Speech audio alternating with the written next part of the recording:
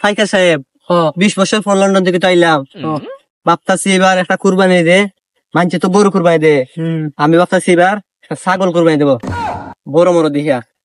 সারা জীবন তো চুরি হইরা দিলেন, এবার মনে হয় কিন্নাটে হাওয়াস হয়েছে, এই জন্য সাগিত করেছেন।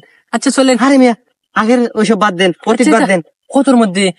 যেমন ধরেন 1,00,000-1,50,000 মাঝে। 1 লাখ গো, 1,00,000-1,50,000 মাঝে 10-20 মাঝে দিয়েন। 10-20 মাঝে বাচ্চা নিমিলে এতক্ষণ বাচ্চা হবে না। লন্ডন সাহেব বলে কথা, লন্ডন দেখে আইছেন, মান সম্মান আছে, মান সম্মান আছে না? 1.5 লাখের মধ্যে না দিলে মানুষ কি বলবে? চলেন তাহলে দাঁড়ান এখানে, বাইরে গিয়ে দেখে আনছি। ওহো তাইলে দাঁড়ান। ও ভাই, কি ভাই, কাস্টমার লই আইছি, তোমার সাগি তো বলছিলে বেশি। বলছিলাম ভালো একটা কাস্টমার পাইছি। তাই নাকি? ও দাম ধরিলে পয়সা লাগে। দাম কত? দাম 30,000 দিয়ে লাইন। আরে 30,000 কোন সাগি খাওয়া যায়? কম সম বলেন, কাস্টমার ভালো আছে, গোছাই দিতে পারবো। কম সম 28 দিয়ে দিলেন। 28। দাঁড়ান আমি গিয়ে আসছি। পরিস্থিতি তো খারাপ, খুব দাম চায়।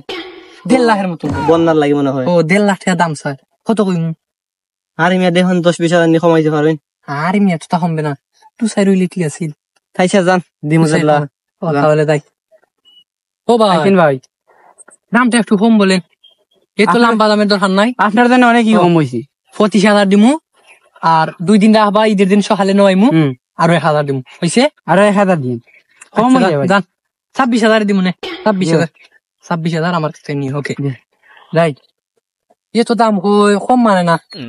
কত? 1,50,000 হয়েছিল, 45 হয়েছি।